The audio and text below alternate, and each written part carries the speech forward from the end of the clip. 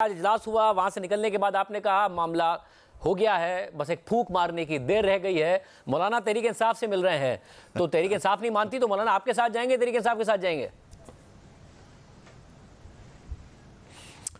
बहुत शुक्रिया शाहजेब। मेरा ख्याल ये है कि किसी एक के साथ जाने या किसी दूसरे के साथ ना जाने का सवाल अब मौलाना के सामने नहीं है।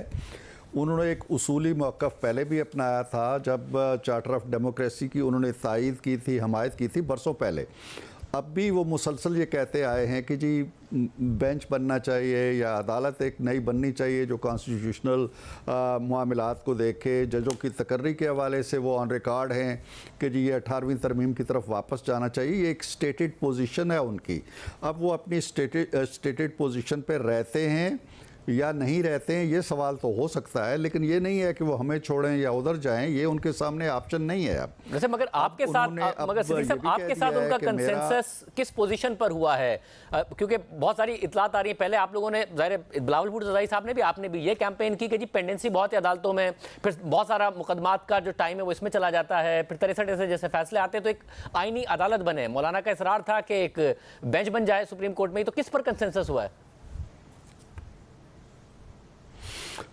मेरा ख़्याल ये है कि ये तफसीलात और जुज़ियात तो बाज़ाब्ता तौर पे कल जब हमारी कमेटी का इजलास होना है 12 साढ़े 12 बजे, जो जुमे के फ़ौरन बाद, बल्कि 1:30 बजे, उसके बाद ही वाज़े होंगी, क्योंकि हतमी तौर पे आप कुछ कह नहीं सकते। लेकिन इतनी बात मैं आपसे शेयर ज़रूर करना चाहता हूँ कि मौलाना का जो नुक्ता नज़र है उस पर बहुत ठंडे दिल से गौर किया गया है। जो उन्होंने बेंच की बात की है, हमारा जो मुतालबा था कि जी ये अदालत कायम होनी चाहिए कॉन्स्टिट्यूशनल, मौलाना ने उसको भी बड़े ठंडे दिल से, तहम्मुल से और तदब्बुर के साथ उस पर बात भी की है और उस पर सोचा है। अब तक जो आज हमारे सामने ब्रीफिंग आई थी, मैं उसकी तफसीलात में तो नहीं जाऊंगा, लेकिन एक ऐसे मैकेनिज़्म का तस्वर आया है जो which is letter lesser than the court, यानी कोर्ट से, सुप्रीम अपना कॉन्स्टिट्यूशनल कोर्ट से थोड़ा सा नीचे का दर्जा है और बेंच से काफ़ी ऊपर का दर्जा है। तो एक निज़ाम ऐसा जो है उसके करीब हम आ चुके हैं जिसमें दोनों फरीक मुतमईन होंगे, मौलाना भी मुतमईन होंगे और पीपल्स पार्टी और PMLN भी मुतमईन होंगे, और शायद वो एक ऐसा ढांचा अदालत के अंदर बन जाएगा जिस पे दोनों फरीकों को कोई एतराज़ नहीं होगा। सब जब अदालत के अंदर बनेगा, यानी सुप्रीम कोर्ट के अंदर बनेगा, जो डिवीजन की बात आ रही है, तो फिर उसमें मौजूदा जो जजेस हैं वही इन्वॉल्व होंगे, तो जो पेंडेंसी का मसला है वो कैसे एड्रेस होगा?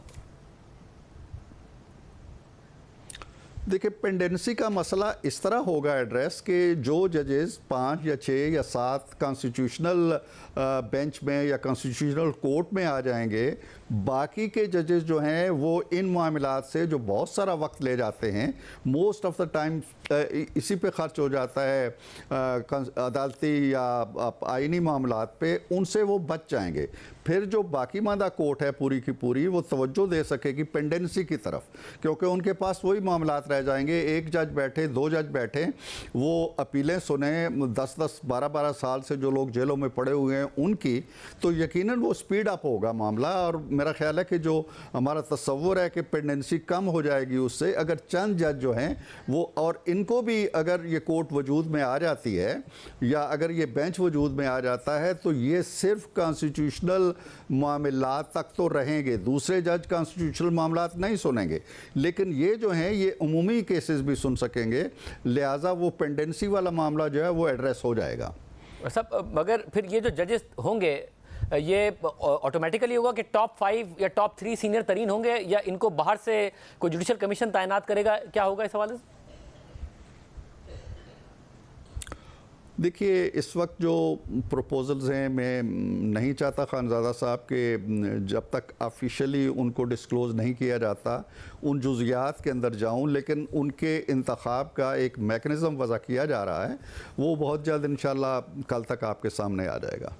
मतलब इंतखाब का मैकेनिज्म, यानी कि इसका मतलब है कि उन्हें चुना जाएगा ना, ऐसा नहीं होगा कि ऑटोमेटिकली या तो जो भी टॉप 5 हो वो हो, या फिर चीफ जस्टिस की सवाबदीद हो। चीफ जस्टिस की सवाबदीद पर नहीं छोड़ रहे आप इसको, या फिर कमेटी? इम्कानी हद, जी खानज़ादा साहब, इम्कानी हद तक जो इस वक्त हमारे सामने प्रपोजल दिन को आई थी, उनमें तो यही है कि ये ऑटोमेटिक नहीं होगा, उन्हें चुना ही जाएगा और उनको चुनने का कोई निज़ाम जो है उस पर गुफ्तो शनीद हो रही है। और सब, और अगर उनको चुनने का निज़ाम जुडिशल कमीशन है तो क्या जुडिशल कमीशन की जो कॉन्स्टिट्यूशन है उस को भी तब्दील करने की हो रही है कि वो उसमें कितनी रिप्रेजेंटेशन किसकी होगी, पार्लियामेंट्री कमेटी का, इस सबको भी तब्दील करने का हो रहा है? देखिए, उसके जो सरबराह होंगे कमीशन के, वो बहरहाल सुप्रीम कोर्ट के चीफ जस्टिस होंगे और उसमें अच्छी खासी तादाद जो है वो सीनियर चीफ जस्टिस साहिबान की भी होगी, बार काउंसिल्स की भी होगी। उसमें जो एक कमीशन आप रिवायती तौर पे देखते हैं आलमोस्ट उसकी हैत वही होगी। हाँ, हम ये ज़रूर सोच रहे हैं कि जो एक अलग से 8 रुकनी पार्लिमानी कमेटी होती थी उसको मुख्तसर करके या उसकी तादाद कम करके उसको इसी कमीशन में डाल दिया जाए। ये एक तजवीज़ है, अभी उस पर हतमी फ़ैसला नहीं हो सका। अच्छा, मगर देखिए 18वीं तरमीम के तहत चीफ जस्टिस और 2 सीनियर तरीन जज, मगर फिर 19वीं तरमीम कराई इफ्तिखार चौधरी साहब ने तो 1 चीफ जस्टिस और 4 सीनियर तरीन जज हो गए थे। तो वापस 18वीं तरमीम पर जा रहे हैं और आप कह रहे हैं मर्ज कर रहे हैं, तो फिर तादाद कम करके तो ज़ाहिर है फिर तो जजेस की तादाद कम हो जाएगी उसमें। देखिए ना, मैंने एक ब्रॉडर आउटलाइन आपको दी है। अब उसकी हैत क्या होनी है, जुडिशल कमीशन की, इन जजों का तकर्रुर या इनका इंतखाब जो है वो कमीशन करेगा या उसका मैकेनिज़्म कोई पैरेलल और होगा, ये इसके लिए थोड़ा सा इंतज़ार आपको करना पड़ेगा। और साथ में बताएगा कि जो अगले चीफ जस्टिस की तैनाती है उस हवाले से ये खबर सामने आई कि मौलाना कह रहे हैं कि जी टॉप 3 में से कर लें, मगर अगले चीफ जस्टिस मंसूर अली शाह साहब हों, उसके बाद जो चीफ जस्टिस बनना हो उसके लिए आप ये मैकेनिज्म रख लें कि टॉप 3 से सिलेक्ट किया जाएगा। दुरुस्त है ये बात? देखिए, हमारे यहाँ जो उनकी नुमाइंदगी आज भी हुई है, उनके जो वकला आते हैं या उनके जो सेनेटर्स आते हैं, उन्होंने कोई ऐसी बात कमेटी के फोरम पे नहीं की है।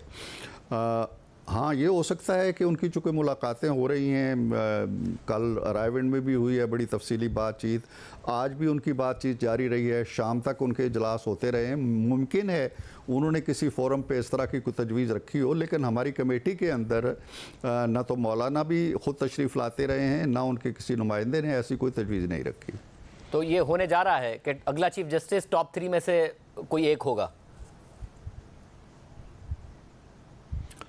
ये तजावीज़ ज़रूर हैं, लेकिन मैं कह रहा हूँ ना कि हतमी मसवदे के अंदर ये चीज़ 3 में आती है, 5 पे आती है, या सिरे से निकाल दी जाती है कि जी जो सीनियर मोस्ट है वही रहेगा ना। मैं कबल अज़ वक्त आपसे कमिट नहीं करना चाहता इस तरह की कोई बात जो कल गलत साबित हो, इसलिए कि अभी तक वो चीज़ें जो हैं वो उन पर गुफ्त शुनीद और बातचीत जारी है।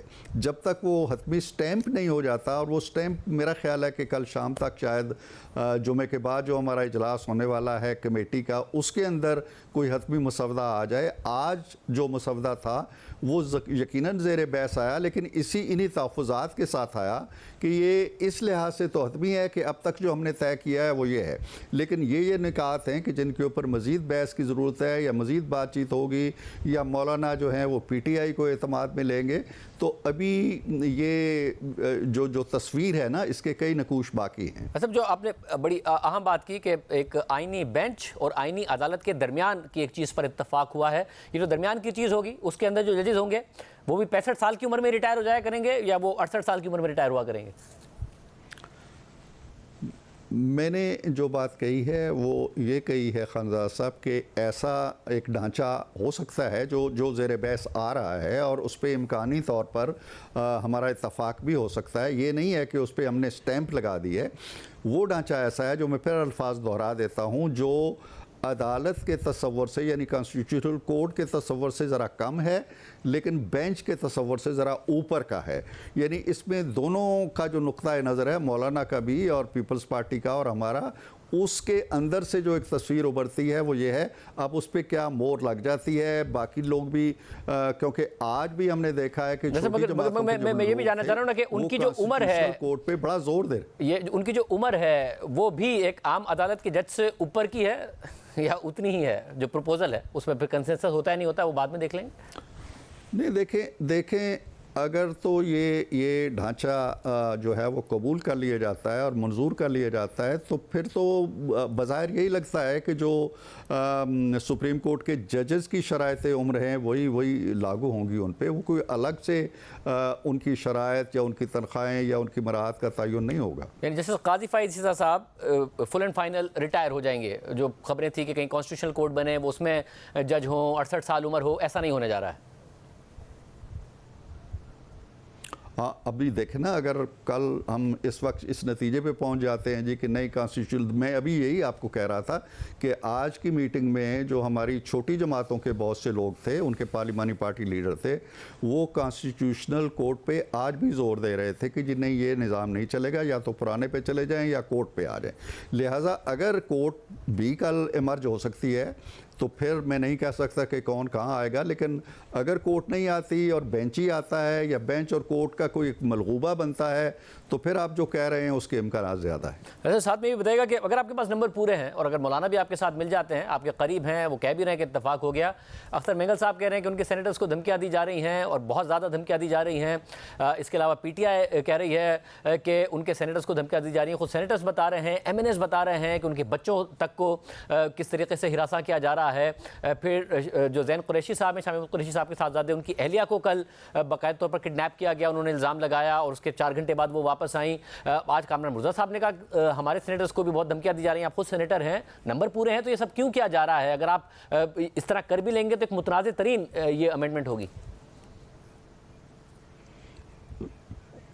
मैं तो प्रीवी नहीं हूँ इन चीज़ों का कि ऐसा हो रहा है या नहीं हो रहा है। मैं इतना ज़रूर जानता हूँ कि शायद हो रहा हो, मैं उसको डिनाई नहीं कर रहा, लेकिन मैं ये ज़रूर जानता हूँ कि ये जिन लोगों की तरफ से आती हैं इस तरह की बातें, वो इस हुनर में बड़े ताक हैं और वो इन चीज़ों को बहुत आगे बढ़ा के भी पेश करते हैं। लेकिन ऐसा नहीं हो, मैंने तो आज फ्लोर ऑफ द हाउस पे भी कहा है कि अगर ऐसा हो रहा है तो हम मजम्मत भी इसकी करते हैं और ऐसा हरगिज़ होना नहीं चाहिए। दूसरी बात शाहजेब ये है कि जहाँ तक सेनेट का ताल्लुक है, अगर मौलाना ऑन बोर्ड आ जाते हैं तो फिर हमें ज़रूरत नहीं है किसी वोट की। हमारे वोट इतने हैं कि मौलाना के वोट मिल जाते हैं तो हम सेनेट से तरमीम को थ्रू करा सकते हैं बग़ैर किसी और वोट के।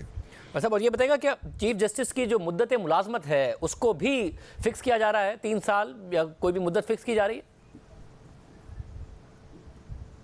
तजावीज़ हैं इस तरह की कि क्या 3 साल कर दी जाए या 4 साल की कर दी जाए, लेकिन जो मसवदा अभी तक सामने आया है उसमें जो प्रपोज़ल है वो ये है कि 3 साल की जो है वो हद मुतय्यन की जाए।